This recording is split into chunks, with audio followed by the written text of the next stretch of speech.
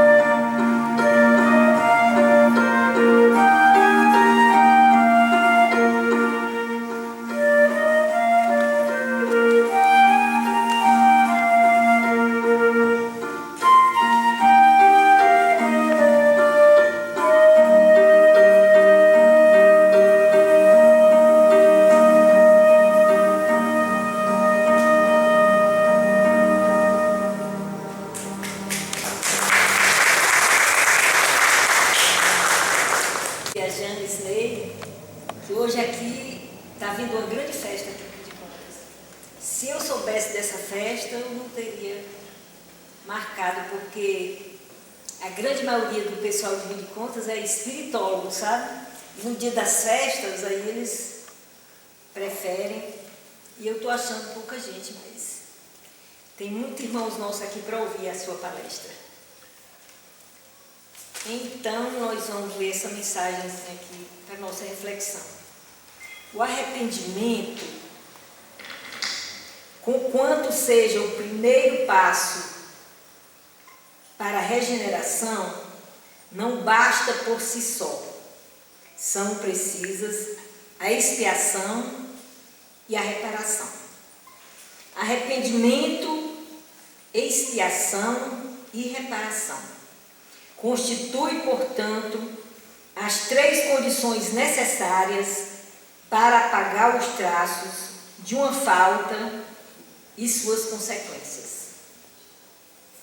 Quem não reparar os seus erros numa existência, por fraqueza ou má vontade, achar-se-á numa existência ulterior em contato com as mesmas pessoas que de si tiveram queixas e em condições voluntariamente escolhidas.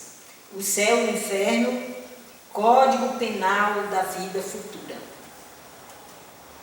Então, hoje é um imenso prazer estar recebendo aqui James Ney Souza, de Salvador. James Ney é conselheiro da Federação Espírita do Estado da Bahia, diretor do Centro Espírita Humberto de Campos, em Salvador. Ele tem realizado muitas conferências e palestras em suas andanças aqui pelo Estado. Dentre eles, seus seminários também, Em Busca da Verdade, A Depressão na Visão Espírita, As Nobres Verdades do Sermão do Monte, O Valor Terapêutico do Perdão, O Poder da Oração Terapêutica e muitas outras. Então, hoje, James Ney falará para nós as nobres verdades do Sermão da Montanha. Então, com votos de muita paz, a tribuna é toda sua.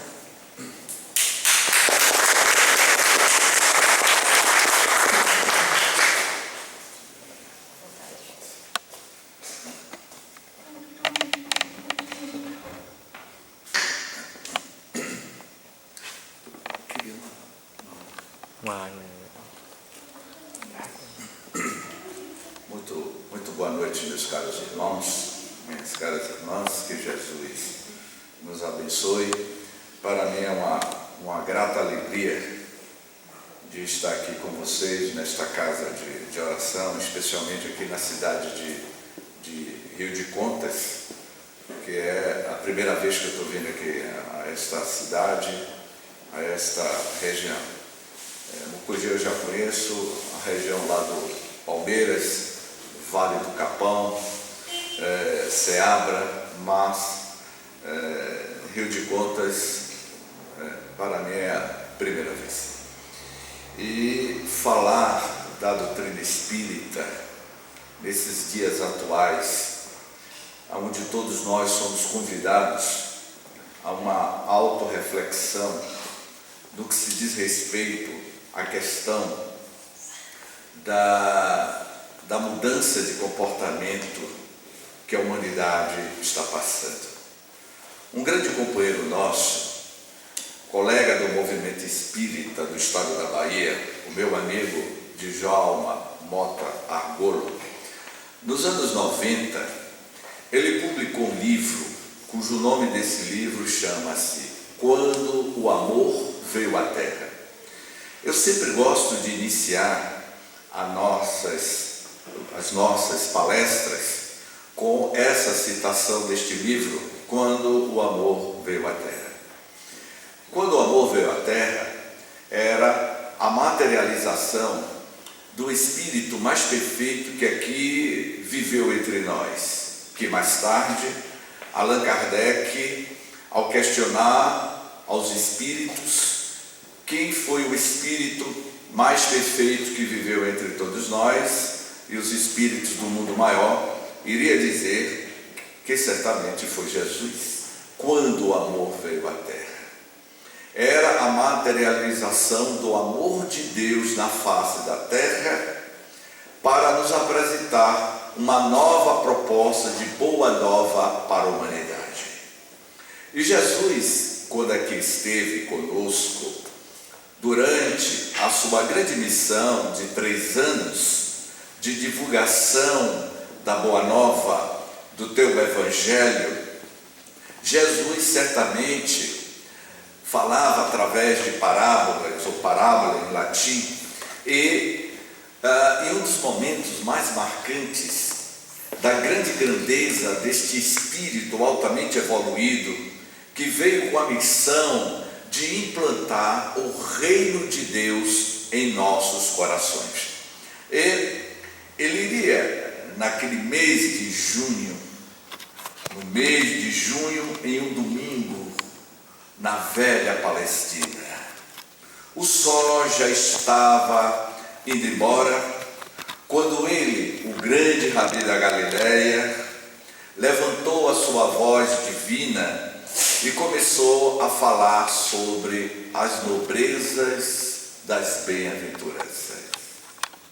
Se eu não me engano, foi o grande Mahatma Gandhi que, na década de 40, Gandhi iria fazer uma citação sobre as bem-aventuranças, quando ele disse que a humanidade poderia queimar todos os livros, poderíamos ficar sem nenhum livros, mas se sobrasse as bem-aventuranças, a humanidade estaria salva, a criatura humana estaria salva, porque as 9 nobres verdades das bem-aventuranças é um código de ética moral para a humanidade. E Jesus apresentou de forma magistral, narrado dentro de uma linguagem poética, pela grande poetisa baiana Amélia Rodrigues, esse espírito notável, que utilizava-se da faculdade mediúnica do nosso querido Divaldo Pereira Franco, onde Amélia Rodrigues vai narrar de forma poética sobre as bem-aventuranças. Amélia Rodrigues, ela tem uma linguagem, uma forma de falar das bem-aventuranças. Humberto de Campos, no seu livro Boa Nova, psicografado por Chico Xavier, tem outra abordagem, é o mesmo conteúdo, mas a linguagem é diferente, a linguagem de um jornalista. Mas o que eu me surpreendi é esse livro, Primícias do Reino de Deus, e que Amélia Rodrigues vai dizer de forma poética como Jesus cantava as bem-aventuranças, quando ela inicia dizendo o seguinte, que Jesus viveu 3 grandes montes, 3 grandes montanhas, e nós neste auditório certamente teremos sim momentos da nossa montanha, na nossa vida existencial, o subir e o descer. E aí eu inicio falando sobre o Monte Tabor, para que a gente chegue lá nas bem-aventuranças. A experiência do Monte Tabor, narrado por Amélia Rodrigues, aonde ela vai dizer, recordando o mestre, constataremos que ele venceu os 3 montes que o desafiaram. Ele venceu os 3 montes que o desafiaram. E nós temos os nossos montes nas nossas vidas, nas nossas existências, o subir e o descer. Como estou vindo pela primeira vez aqui em Rio de Contas, a gente teve que subir uma serra, não é isso? Todo mundo tem que subir, tudo que sobe tem o seu sacrifício, a sua luta. E Amélia Rodrigues vai dizer que o Tabor, onde o Cristo transfigurou esplendente de beleza diante de Moisés e Elias, que vieram reverenciá-lo, bem como dos discípulos que ainda não tinham dimensão de sua grandeza. É este momento, o fenômeno do Tabor, do Monte do Tabor, que Jesus vai dizer para a humanidade que ele é a luz divina da humanidade. Jesus é este coágulo de luz, essa transparência. Jesus era transparente porque ele não precisava esconder nada, ele não tinha o que esconder, porque ele é a luz do mundo. Jesus não era egóico, Jesus não tinha um lado sombra como nós temos, porque nós temos o lado sombra e o lado luz em nós mesmos. Jesus é a luz do mundo, e ele, no Monte Tabor, ele se utiliza dessa faculdade, que ele é o médio de Deus, como alguns espíritos narraram, e Elias e Moisés se materializa ao lado dele. Mais adiante, na própria Galileia, ele vai viver a experiência do Sermão da Montanha, onde ele cantou as suas bem-aventuranças revolucionando os códigos de ética, de economia e de moral vigentes na sociedade, abrindo horizontes, meus queridos irmãos, abrindo horizontes para o entendimento dos valores espirituais. As bem-aventuranças é um tratado de psicologia profunda nas 9 bem-aventuranças apresentado pelo Rabi da Galileia. Mas antes da gente entrar no sermão, ele iria ter a sua última experiência essa que amanhã cada um de nós iremos vivermos a experiência do Monte do Gólgota. E Jesus teve o Monte do Gólgota quando ele foi crucificado. E Amélia Rodrigues vai dizer o seguinte: por fim o Gólgota, onde aparentemente vencido, triunfou imortal, colocando a ponte para a perpétua comunhão de todas as criaturas com o Pai. No primeiro, ele desvelou-se. No segundo, estabeleceu as diretrizes do amor. E no terceiro, que foi a sua crucificação no Monte do Gólgota, viveu todos os ensinamentos que ele enunciou. Jesus era um teórico prático. Ele falava e vivia. Mais tarde, no ano 362 da era cristã, um jovem de 30 anos de idade, na cidade de Hipona, Agostinho de Hipona, que mais tarde se tornaria o grande Agostinho, ele iria dar uma definição profunda, e que eu vejo que Agostinho, ele entendeu a essência divina das bem-aventuranças. Ele entendeu a essência do Evangelho do Cristo para a humanidade, quando Agostinho de Hipona iria dizer: o Evangelho de Jesus não é para ser estudado, não se estuda o Evangelho. E quando eu li esse texto pela primeira vez na minha vida, na época que eu era jovem, e que fazia parte do movimento juvenil na capital baiana, e quando eu tive contato pela primeira vez com o texto de Agostinho de Hipona, e que ele fez essa afirmação dizendo que o Evangelho de Jesus não é para ser vivido, não é para ser estudado, eu tomei um impacto. E ele iria dizer: o Evangelho de Jesus é para viver e sofrer. Não se estuda, viva o Evangelho e sofra. E eu queria entender por que Agostinho dizia que o Evangelho é para ser vivido e não estudado. Porque a gente estuda, a gente lê, mas não vive o Evangelho. Mas quando você vive o Evangelho, você sofre. Essa palavra sofrimento, essa palavra dor, eu queria entender o que Agostinho estava se referindo. Pois bem, ele quer dizer o seguinte: que quando você vive o Evangelho, você começa a dar checkmate a você mesmo. Você começa a perceber que você precisa mudar, porque o Evangelho é uma realização de uma cirurgia moral na nossa alma íntima, no nosso mundo íntimo. Ele vai dizer que o sofrer significa um momento de mudança na nossa vida. A gente deixa de entender que não devemos fazer as coisas erradas e a gente começa a entrar no nosso paradoxo. A gente começa a entender que o Evangelho vai gradativamente modificando lentamente a nossa vida, porque ele é um tratado de grandes mudanças. Portanto, quando Jesus cantou as bem-aventuranças, meus queridos irmãos, eu fico imaginando aquele mês de junho, na velha Palestina, quando Simão Pedro, Tiago, Judas Iscariotes, os 12 discípulos, dentre os 12 mais as mulheres notáveis que acompanhavam Rabi, Ruth, Maria, Joana de Cusa, todas elas bebiam da fonte cristalina de Jesus. E quando Jesus levantava o seu verbo divino para pregar as bem-aventuranças, o planeta Terra sofreu, vamos dizer assim, uma modificação psíquica no organismo vivo do planeta Terra. Quando Jesus levantou a voz e se direcionou para o Pai, falando das suas bem-aventuranças, o mundo não foi mais o mesmo. Quando ele cantou a primeira bem-aventurança, de uma forma tão profunda que ele disse: bem-aventurados os pobres de espírito, porque deles é o reino dos céus. E eu fico a me perguntar, essa primeira bem-aventurança, o que é ser pobre de espírito?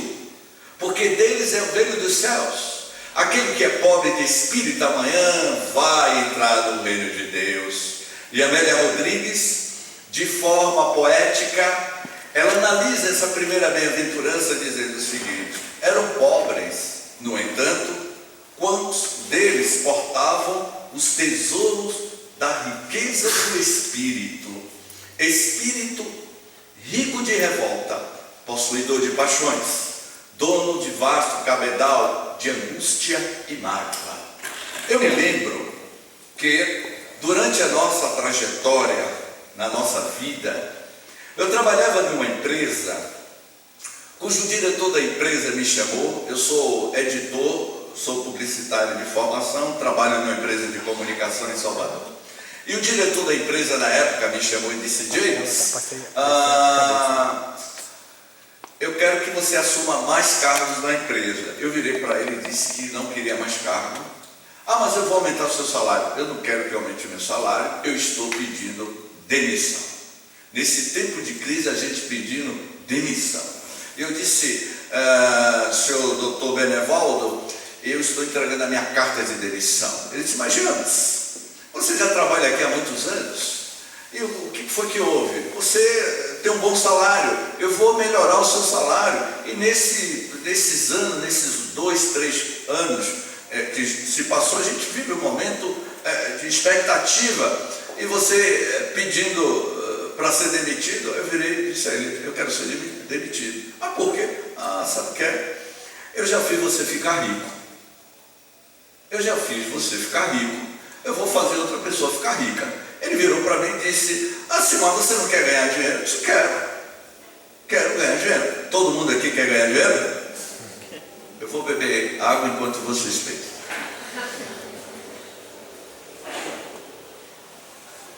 Todo mundo quer ganhar dinheiro? Mas Jana, você não quer prosperar? Não quer ficar rico? Eu me lembrei da primeira bem-aventurança. Eu já sou rico. Eu sou rico. A riqueza que eu tenho, ladrão nenhum vai roubar. O banco não vai confiscar e a ferrugem jamais destruirá. Porque a riqueza que nós estamos adquirindo é outra. É outra riqueza espiritual. Porque nós vivemos no mundo de César. E viver no mundo de César, somos regidos pelas leis de César. Quando Jesus disse: dai a César o que é de César, e dai a Deus o que é de Deus. E o que é que nós estamos dando a Deus? Vivendo no mundo de César, querendo evoluir espiritualmente, mas atrelado, preso ao mundo de César. Então, quando eu disse isso, o que eu estava fazendo com que ele refletisse: ter dinheiro, ganhar, trabalhar é necessário, mas a gente não pode ser escravo.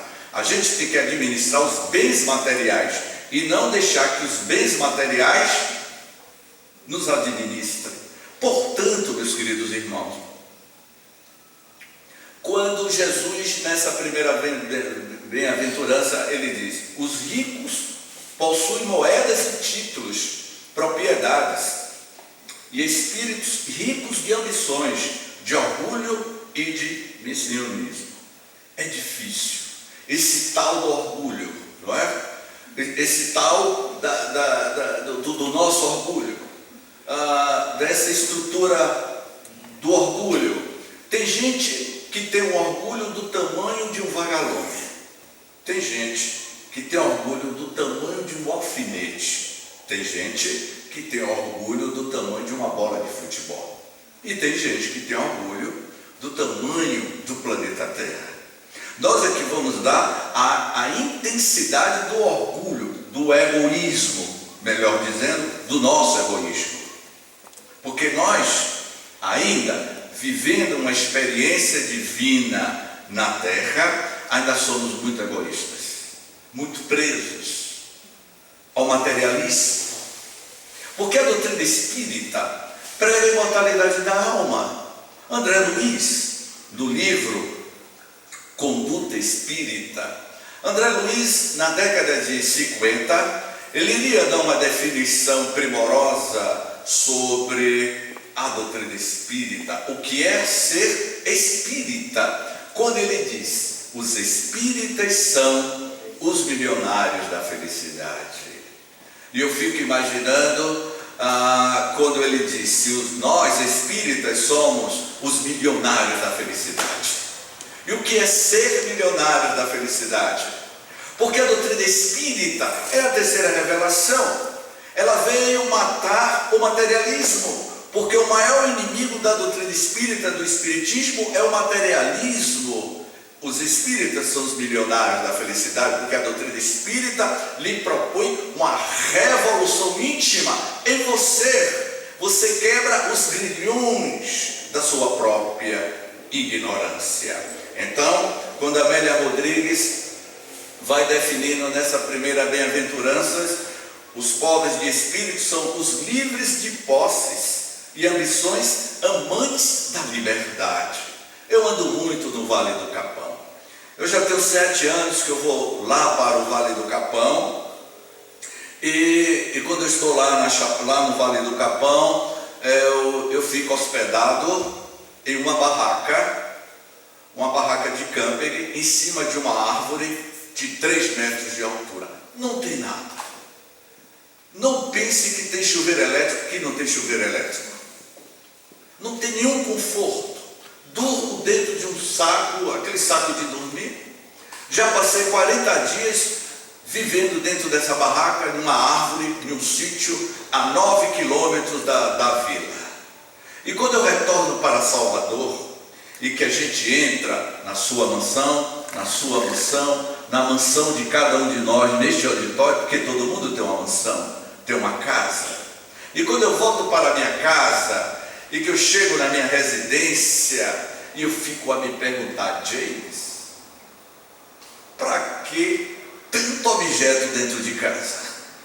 Você chega na sala, tem uma televisão de 50 polegadas, 42 polegadas, 32 polegadas. Se a residência tem 4 quartos, cada quarto tem uma TV, com os filhos assistindo a TV. Você chega na cozinha, tem lá uma TV. Você chega no banheiro, tem uma TV, e além de ter uma TV, ainda tem uma banheira jacuzzi. E no quarto do casal, porque pobre tem guarda-roupa, e rico tem closet. Então, a gente fica a pensar. Aí eu fico pensando, a gente volta para esse mundo de César, e quando eu abria o meu guarda-roupa, eu vi um monte de ternos. Eu não vou dizer o nome da pessoa, mas uma pessoa me disse recentemente, essa semana, ela disse: James, é uma jovem, uma moça vaidosa, James, eu tenho 30 pares de sapato. Mas você usa os 30 ao mesmo tempo? 30 pares de sapato. E aí quando eu chego no meu apartamento, que eu vejo tanta coisa, para quê? Meu carro, meu relógio, minha roupa, é apego. Esse apego vai aumentar a intensidade do nosso ego. Minha máquina fotográfica, minha câmera de vídeo. E as bem-aventuranças vai nos mostrar que entrar no reino de Deus, a gente tem que ir aos poucos diluindo o primado da matéria, o primarismo da matéria. E quando Jesus canta mais uma vez a segunda bem-aventuranças, quando ele diz: bem-aventurados os que choram, porque eles serão consolados. E na atualidade, meus queridos irmãos, nós estamos chorando, e muitos irmãos do mundo maior, estão nos consolando.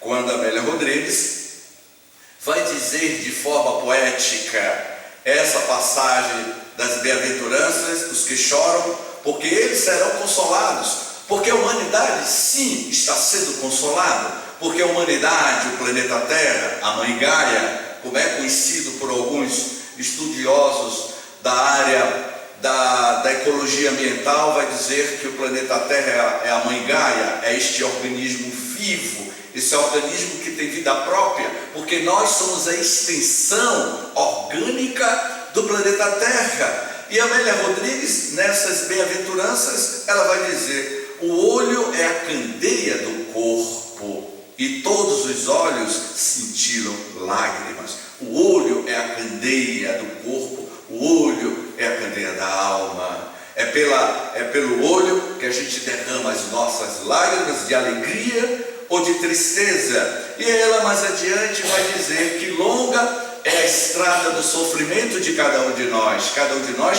somos os construtores da nossa própria estrada. A estrada da direita ou a estrada da esquerda. A estrada da felicidade ou a estrada da infelicidade. Porque a justiça de Deus, o céu e o inferno, é um estado de consciência espiritual de cada um de nós. Aonde é que está o inferno? Aonde é que está o céu? O céu e o inferno é um estado de consciência espiritual de cada um de nós.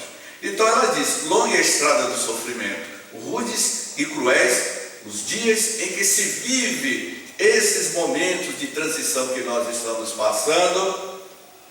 É uma transição não do ponto de vista catastrófico, de que o planeta vai destruir, que vem um cometa errante e bater no planeta Terra e destruir tudo.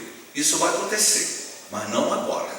Está lá no livro A Gênese de Allan Kardec, que um dia o planeta Terra vai deixar de existir e que o Sol vai esfriar. O Sol já é um ancião, o Sol é um ancião octogenário que já está perdendo a sua luminosidade. Mas quando isso acontecer, nós, enquanto espíritos encarnados, estaremos em outros estágios evolutivos muito maior. Nós estamos evoluindo, estamos nos tornando-se espíritos perfeitos.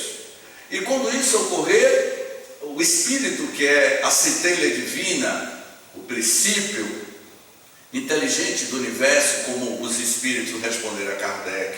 O espírito é o princípio inteligente do universo. Eu estou na matéria, mas eu não sou a matéria, eu sou muito mais do que isso. Então nós estamos em evolução. Então quando isso ocorrer, nós já estaremos em outros estágios de evolução muito mais avançado. Então ela vai dizer que a lágrima é a presença divina, porque quando a gente sofre, aprendemos. Porque a dor é terapêutica, o valor terapêutico da dor na nossa vida. Mas James, eu estou sofrendo, mas o sofrimento ele é necessário para que a gente aprenda com nós mesmos que é necessário mudar. E aí, Amélia Rodrigues, ela continua dizendo: quando alguém chora, a lei está justiçando, abrindo rotas de paz nas províncias do espírito para o futuro. Isso é muito profundo quando a Amélia coloca: quando alguém chora, é a lei justiçando, abrindo rotas de paz no meu coração. Porque quando eu sofro, eu procuro mudar. Se bem que tem pessoas que sofrem e não muda, mas ele vai mudar. Porque a vida é uma só. Temos várias reencarnações, nascimento e morte, mas a vida do espírito é uma só. Quando Amélia apresenta que Jesus já era à noite, já começava a aparecer as primeiras estrelas, a aurora começou a aparecer também. Era uma noite de lua cheia, quando Jesus cantou a terceira bem-aventuranças, dizendo: bem-aventurados os mansos, porque eles herdarão a terra. E o que é herdar a terra? O que é ser manso? Em um planeta com 7 bilhões de criaturas humanas, o que é ser manso? Diante do avanço das drogas, dos homicídios, da depressão. Como ser manso diante das rapinas que ficam nos observando.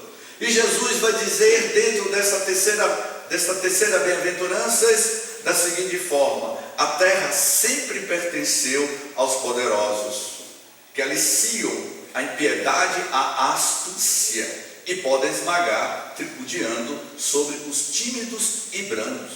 Aqueles que são os experts, aqueles que têm a astúcia, aqueles que querem ter vantagem sobre tudo, acha que está ganhando algo. É um pobre de espírito, que vive na ilusão, porque nós vivemos em ilusões, construímos essas máscaras que nós possuímos, vivemos de aparência, de ilusões.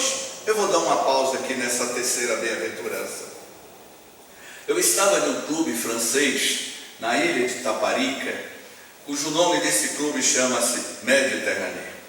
E eu estava fazendo uma cobertura, eu estava fazendo umas reportagens nesse clube, em Taparica, quando no clube Mediterrâneo tinha uma joalheria dentro desse clube, e eu fiquei parado diante da vitrine, observando as joias, não é? Como era cara aquelas joias. Veio ao meu lado um cliente nosso, uma pessoa que eu conheço, dono de uma cadeia de supermercados aqui no Brasil. Ele parou do meu lado e disse assim: James, você está ganhando muito bem, não é? Eu disse: por quê? Porque você está usando um Taj Hall. O Taj Hall é uma marca de um relógio suíço que custa $30.000. E ele olhou para o meu pulso esquerdo e viu o Taj Hall suíço autêntico no valor de $30.000. Ele se aproximou e disse: James, esse relógio na Europa, eu já tentei comprar um relógio desse, esse relógio vale uma fortuna, em torno de $30.000. Quando ele me disse isso, eu fiquei olhando para ele, olhei para o meu Taj Hall, e ele disse assim: está querendo comprar uma joia para a esposa? Eu disse: não, eu apenas estou contemplando, que não paga nada. E aí eu fiquei pedindo ao meu mentor espiritual, cujo nome dele chama-se Padre Germano, o meu mentor espiritual: Padre Germano, peça para que ele não me pergunte aonde foi que eu comprei o meu Taj Hall de $30.000, porque eu não vou mentir, eu vou falar a verdade. Graças a Deus ele não me perguntou e foi embora. E eu disse assim: James, de hoje em diante, nunca mais compre relógio falsificado na passarela do Iguatemi que você pagou R$20. A gente vive de aparências.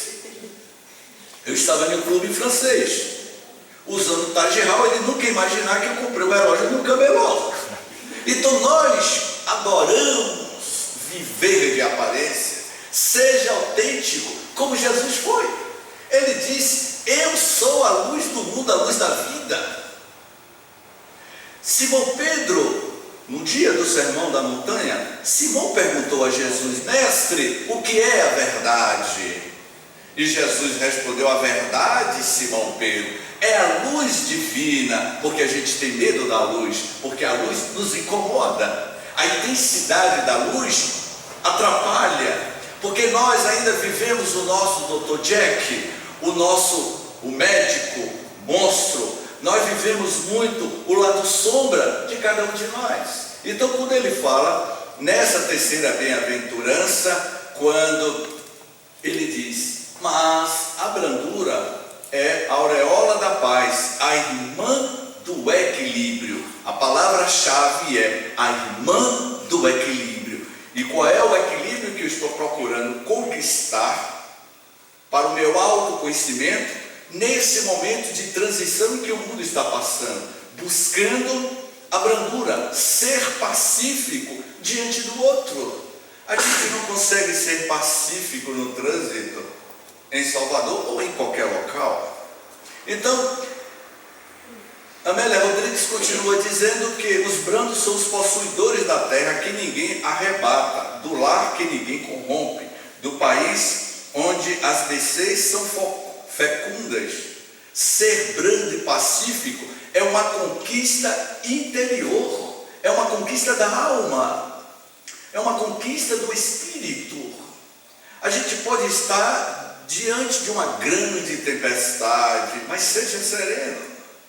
Eu sempre digo, meus queridos irmãos, que seria mais ou menos assim uma metáfora, quando eu digo: use uma roupa branca, vista-se de branco, mergulhe na lama e não se mele. Eu recordo que quando, há uns 25 anos atrás, eu estava numa campanha publicitária em Salvador, que eu acredito que alguns de vocês devem lembrar dessa campanha, que depois virou uma campanha nacional. Eu fiz uma campanha cujo nome da campanha chamava Viva o Carnaval, se beber não dirija. Era uma campanha do Detran, aqui no estado da Bahia, em Salvador, no período do Carnaval de 1994, quando o diretor do Detran virou para mim, o coronel, esqueci o nome desse coronel, virou para mim: James, você tem que ir lá para o Campo Grande, lá para o Carnaval, e coordenar a equipe de 40 pessoas. E eu disse assim: meu Jesus, como é que eu vou participar desse Carnaval ali na passarela do Campo Grande?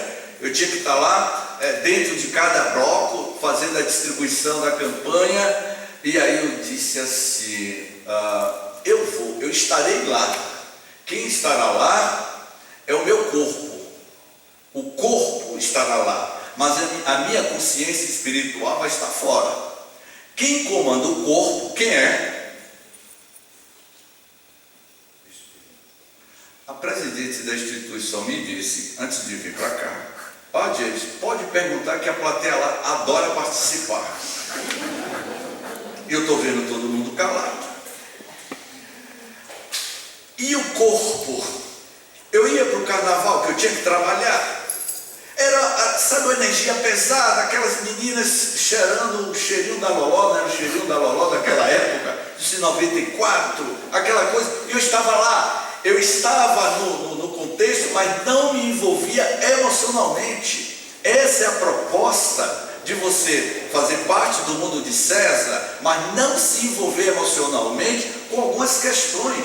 Essa é a conquista inerente do Espírito.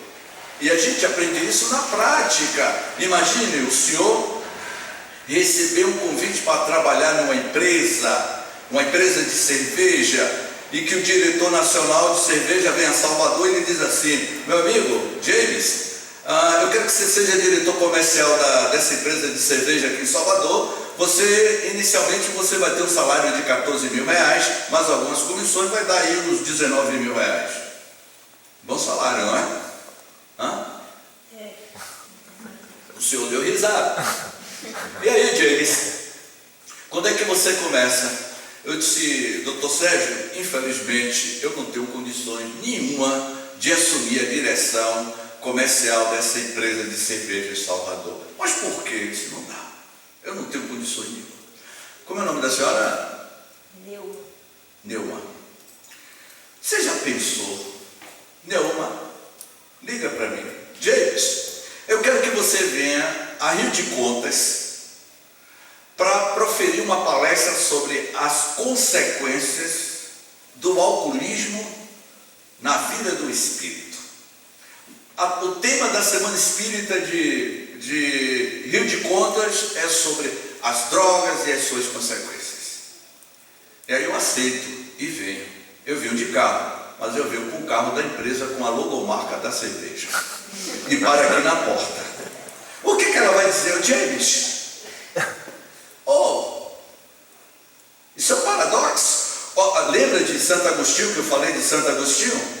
Você tem que viver o Evangelho, não é estudar. E ele virou para mim: mas James, você não vai aceitar? Eu disse: não, mas são quase 17 mil reais. Eu disse: não tenho condições. Por quê? Aí eu tive que falar: eu sou espírita. Eu não disse eu acho que sou espírita. E se eu perguntar à distinta plateia assim: vocês são espíritas? Aí eu acho, eu frequento. Ó homem de pouca fé, onde é que está a nossa fidelidade ao Cristo? disse a ele que não poderia aceitar, porque eu não iria de encontro aos meus princípios que eu vivo. Eu não bebo, no fundo, não uso marca de determinados tênis que usa a mão escrava. Então por que eu iria aceitar? É o preço que você paga pelo que você é. E quando eu cheguei em casa, minha filha disse: meu pai, se o senhor tivesse aceitado este cargo, eu ia desconhecer o pai que eu tenho. Mas a gente vive no mundo de César. Eu falei para outros amigos: mas James, você é bobo. Ser espírita é ser bobo? Não. Que diga Sócrates, há quase 3.000 anos atrás, quando ele escreveu lá aquela tese de Sócrates sobre ética e política, que é um tratado. É o preço que você paga por ser ético e moral diante daquilo que você vivencia. E fiquei mais 2 anos parado, indo para o Vale do Capão, meditando, fazendo outros trabalhos. Depois a empresa me chamou, enfim. Os brancos são os possuidores da terra. Esse equilíbrio espiritual que muito bem Jesus apresentou na terceira bem-aventurança. E na quarta bem-aventurança, Jesus iria dizer: bem-aventurados os que têm fome e sede de justiça, porque eles serão fartos. O que significa sede de justiça, não é? A fome, a humanidade, na época do Cristo, os fariseus, os judeus, viviam sedentos de conhecimento e de clareza.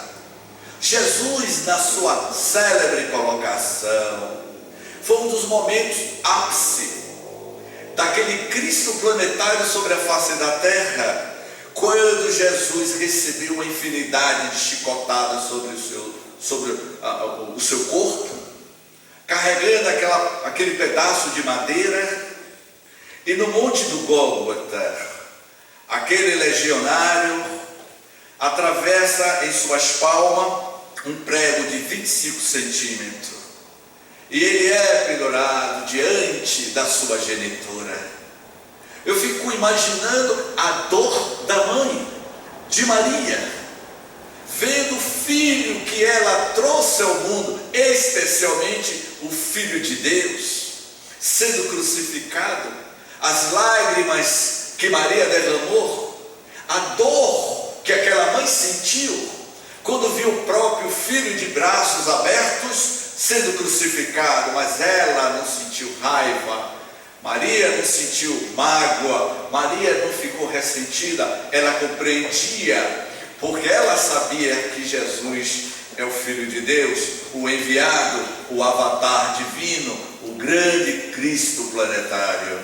Foi quando Jesus ia dizer uma frase que atravessou os milênios e que hoje ressoa na nossa consciência, e a gente ainda não consegue viver o Evangelho de Jesus em pleno século 21, quando Jesus disse: Pai, perdoa, pois eles não sabem o que fazem. Jesus queria dizer: ó humanidade, nós somos crianças no jardim de infância. Todos nós somos crianças neste grande jardim de infância que é o planeta Terra, e que a gente vive com as nossas birras, com as nossas querelas, um querendo ser mais do que o outro. Isso é infantilidade, imaturidade e irracionalidade do nível evolutivo em que nós nos encontramos. A racionalidade humana está permeando em nós. O nosso lado reptiliano, lá do cérebro reptiliano, ainda está muito evidente, que são quase 50 milhões de anos de evolução desse lado do nosso cérebro reptiliano. Então, quando Jesus vem com a proposta, fome e sede de justiça, porque eles serão fartos, Amélia vai dizer: o mundo arde em sede de justiça. O homem tomba esfaimado às portas da justiça. E isso a gente está vendo no cenário político, no cenário econômico, em todos os cenários da terra, nos cenários religiosos, tudo vem acontecendo. O que a gente soube aí de um pastor que matou outro, enfim. Eu fico a pensar: meu Jesus, O templo evangélico de um pastor é para pregar o evangelho de Jesus, libertar almas, como o pastor tira a vida do outro, porque o outro colocou uma igreja concorrente. Nós estamos vivendo o evangelho na superficialidade e não na profundidade. Vivemos o evangelho na superficialidade, vivemos o evangelho de verniz, mas não na profundidade, porque mergulhar no evangelho é uma proposta de uma grande revolução em nossas vidas. É muito bonito assistir uma palestra no sábado à noite na cidade de Rio de Contas. É muito bonito ver o conceito da filosofia espírita. James, amei a sua palestra, achei linda a sua palestra, e aí veio o tal do tapinha no ombro. E aí eu pergunto, você entendeu o que eu falei? A James, amei a sua palestra. Meu irmão, o meu amigo que deu o meu, como é seu nome? Jorge, meu amigo Jorge, que eu estou conhecendo agora. Era 2009, meu amigo Jorge. Eu estava na cidade de Senhor do Bonfim, proferindo uma palestra numa semana espírita, na abertura dessa semana espírita, cujo tema da palestra da semana espírita era felicidade sem culpa. Devia ter mais ou menos umas 200 pessoas no auditório. Quando eu falava sobre a felicidade sem culpa, e dentro dessa temática eu abordava sobre os ressentimentos, as mágoas. A gente não é feliz porque a gente guarda mágoas, ressentimentos. E aí eu contei a história do senador Públio Lentulus, do livro Há 2000 Anos. Os primeiros capítulos do livro Há 2000 Anos de Emmanuel. Contei a história da melancolia que o senador Públio Lentulus vivia. E falei sobre mágoas, ressentimentos. A gente não é feliz porque nós vivemos com as nossas mágoas íntimas. E terminou a palestra. Devia ter umas 200 pessoas. Levantaram-se, aplaudiram. E aí, quando há o aplauso, o palestrante que tem um ego desse tamanho, cresce o ego. E aí, o meu ego ficou enorme, porque todo mundo aplaudiu. Aí não existe nada melhor do que a plateia dar um feedback quando aplaude e o palestrante fica, eu fiz a melhor palestra da minha vida. Foi quando saiu do fundo do auditório e veio na minha direção, tipo um foguete, um míssil, cravou aquele olhar em mim, e eu estava sorridente, porque todo mundo me abraçava, tapinha no ombro, James maravilha, que tema maravilhoso, e me veio aquele sujeito daquele rapaz, na minha direção, e disse assim a queima-roupa, eu não gostei da sua palestra. Tome este bilhete, e quando você voltar a Salvador, leia o que eu escrevi, eu não gostei da sua palestra. E pegou o bilhete e botou no bolso da minha camisa. A presidente do centro estava do lado, olhou para mim, eu fiquei sem graça. O meu ego que estava inchado, sabe o que aconteceu com o meu ego que inchou? Fez isso, diminuiu. Não é isso que acontece? A gente diminui. E aí ele disse na minha cara que não gostou da minha palestra. Imagine o que ele escreveu no livro. E eu fiquei morrendo de medo de pegar aquele bilhete. E aí Socorro, a presidente James, não vai ler o bilhete. Ele disse, Socorro, eu não sei não. Ele disse, eu vi o que ele falou, ouvi. Eu não aguentei, quando eu cheguei no hotel, eu li o bilhete e dizia assim, eu não gostei da sua palestra, porque você falou da minha vida, e o que você disse me incomodou.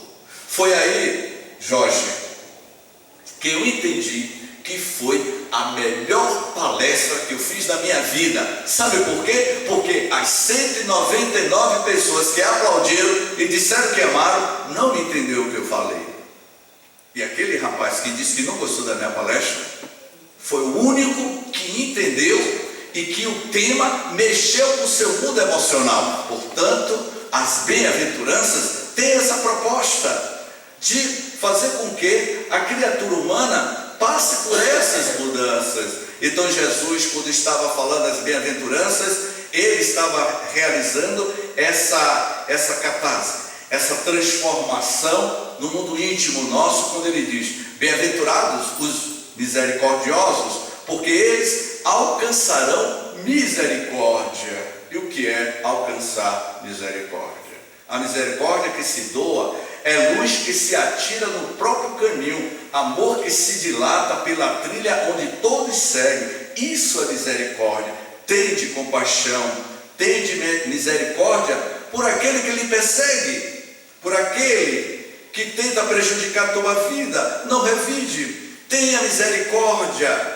Ore por aqueles que te perseguem, porque a tua alma terá a sua própria consciência tranquila. E quando Jesus já era quase altas horas, Jesus ainda cantava as bem-aventuranças. Quando o céu já estava todo estrelado, Jesus olhava para o firmamento como se estivesse olhando para a face augusta do Pai e disse: bem-aventurados os limpos de coração, porque eles verão a Deus.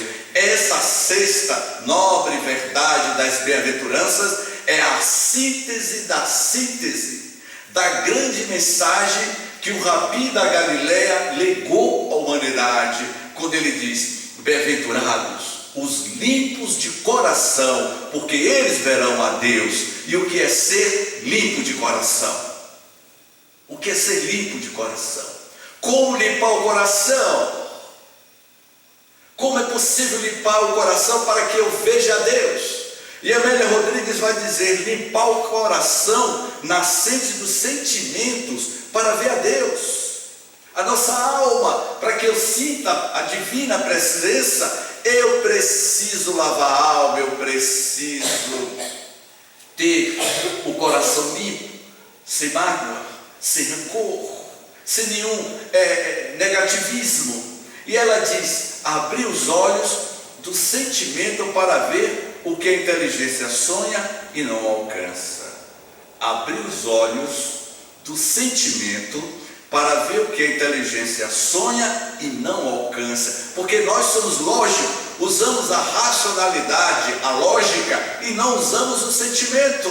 E aí, mais adiante, ela vai dizer, Jesus vai dizer na sétima bem-aventuranças, completando a sexta, para que a gente evolua espiritualmente, para que a gente retorne à casa do Pai. Quando Jesus disse: há muitas moradas na casa do Pai, há uma diversidade de moradas, e essas moradas certamente ela é compatível com o grau evolutivo, moral e espiritual de cada um de nós.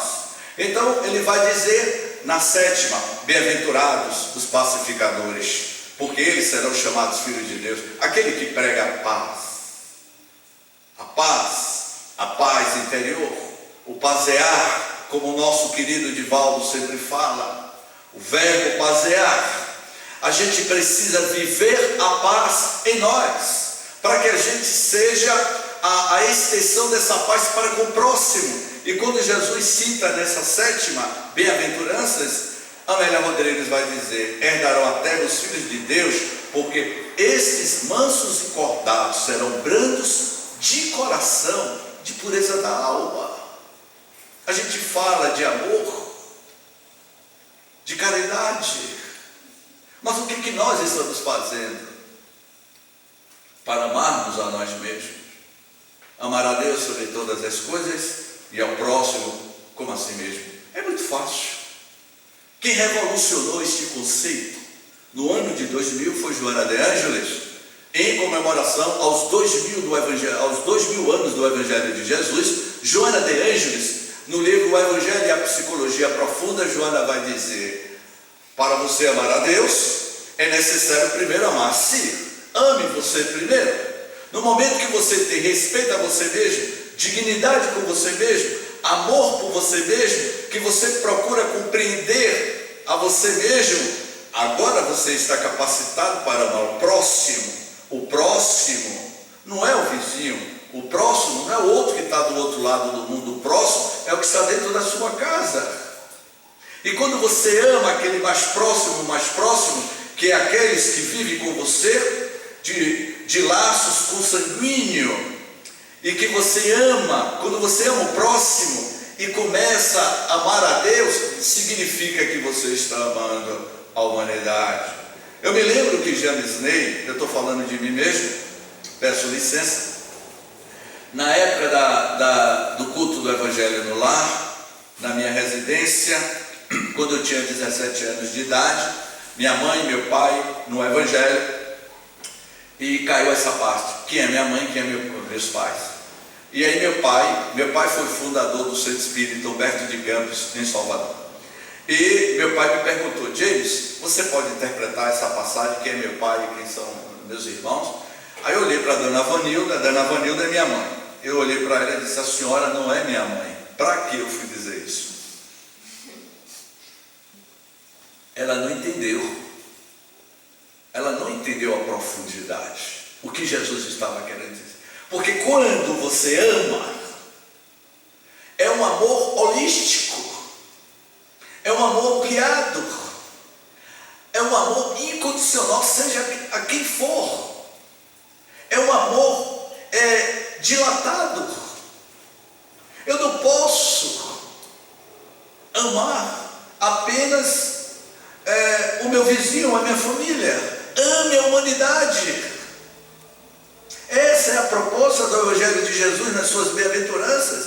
Se tu desejas entrar no reino de meu Pai, use uma túnica necessária. Todos são convidados para o grande banquete, para a grande festa celestial. Mas que tipo de roupa nós entraremos nesta grande festa, neste grande banquete celestial, se a gente não consegue amar nós mesmos, não estamos conseguindo amar o próximo? Como é que eu vou amar a Deus? E aí, ela vai dizer, na oitava, praticamente finalizando: bem-aventurados os que sofrem perseguição por causa da justiça, porque deles é o reino dos céus.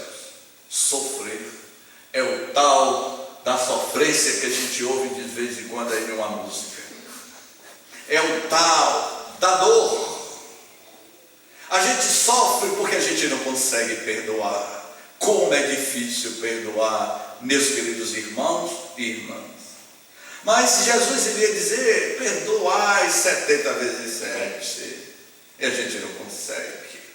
A gente quer que o outro nos perdoe, mas a gente não consegue perdoar o outro. Lá na cidade de Irecê, alguns anos atrás, estávamos proferindo uma palestra cujo tema da palestra era o valor terapêutico do perdão. Porque existe um estudo científico sobre o perdão, a cardiopatia, o perdão, o aumento da pressão arterial, o perdão e a questão do aumento do índice de câncer na humanidade. As nossas doenças estão associadas diretamente à intensidade de não saber perdoar o outro. Dr. Simonton e Dr. Stephanie Matthews, dois cardiologistas norte-americanos, eles estudaram que aqueles pacientes que não conseguiam perdoar estavam desenvolvendo a doença da cardiopatia.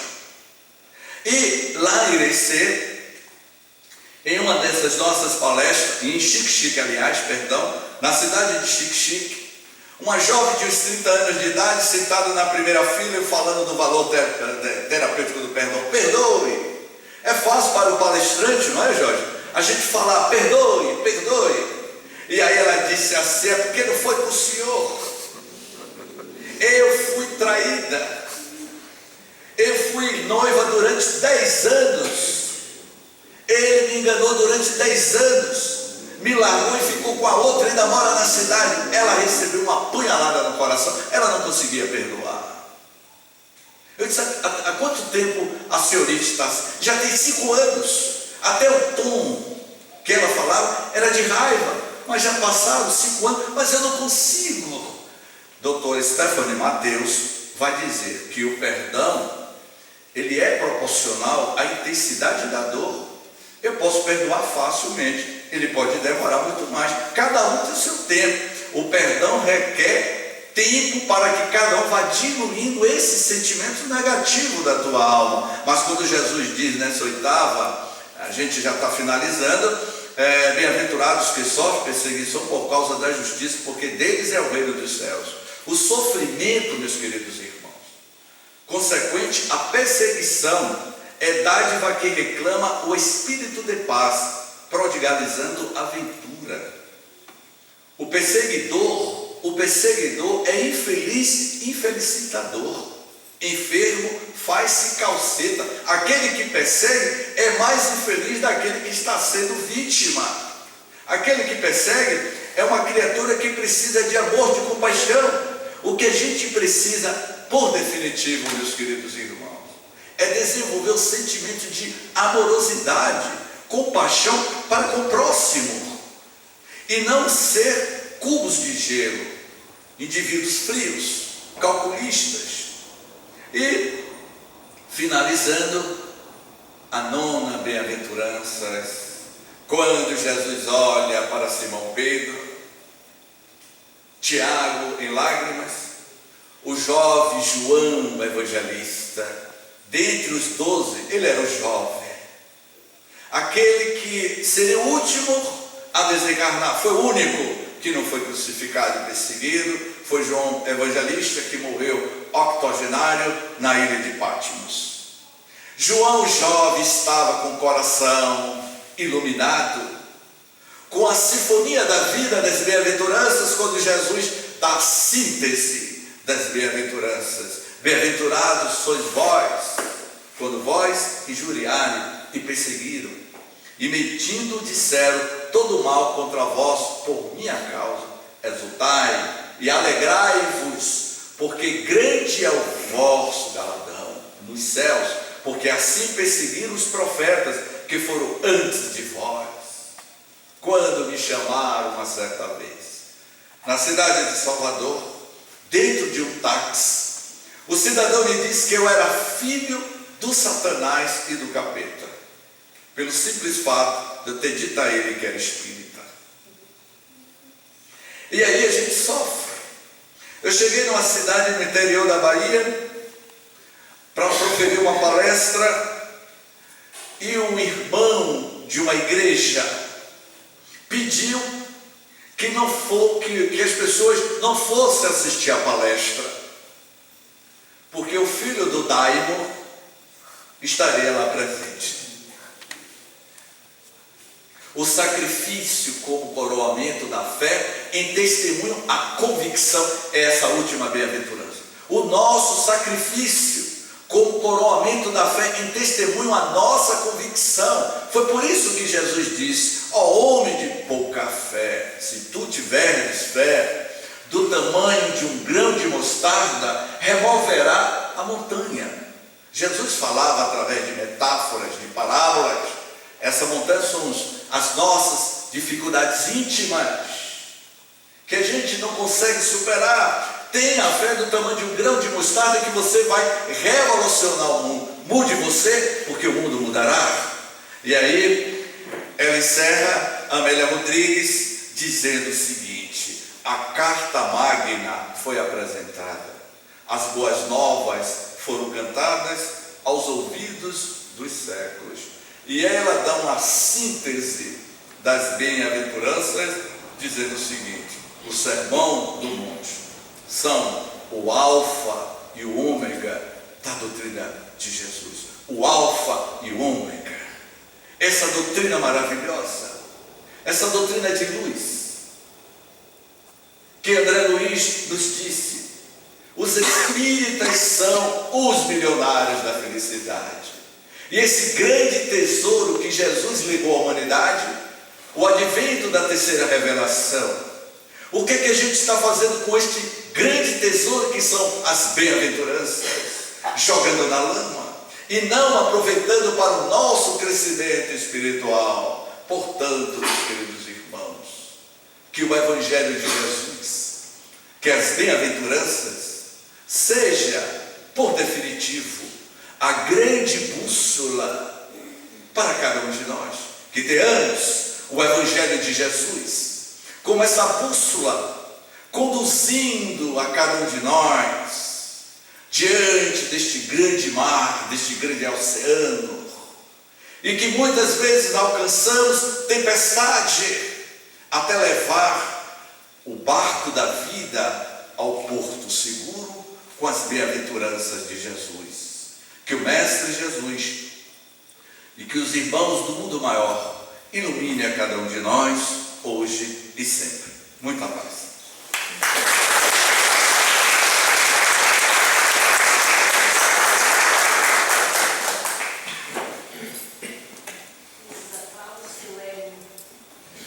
Olha, esses aplausos meu não encheu não, porque eu já estou acostumado, não? Já estou vacinado.